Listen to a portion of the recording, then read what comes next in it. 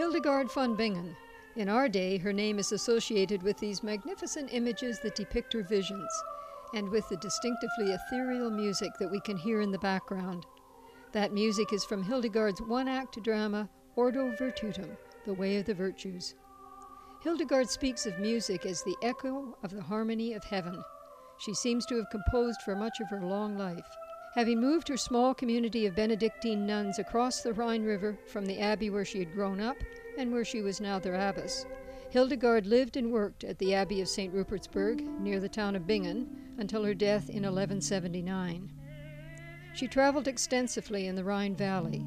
She was known and revered as a healer and mystic, a composer and author, and a counselor to the leaders of church and state.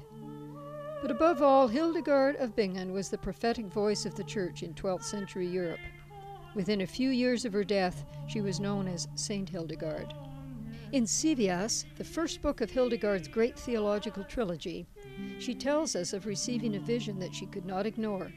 The living light told her to speak and write what she was to be shown. And she did. We have both her verbal descriptions and the miniature paintings of her visions. We also have a great many of Hildegard's letters and her books on natural science and healing.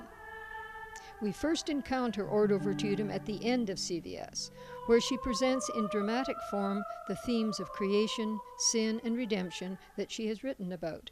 She composed music for it, and the Ordo was probably first performed by Hildegard's nuns on the occasion of the dedication of her abbey of St. Rupertsburg. A beautiful and very challenging work, the Ordo is rarely performed today, so here's a chance not to be missed.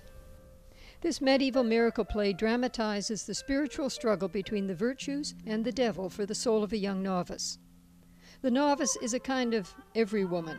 She comes innocently to ask for the blessing of the virtues and is told that she must stand with them against the devil.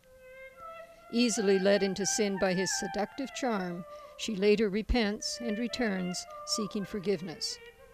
Led by humility and victory, the virtues overpower the unrepentant devil and bind him. Our audiences have been deeply moved by the dramatic staging of the story and by the haunting quality of Hildegard's music. The Ordo Collective is an eclectic and gifted cast of singers based in Edmonton.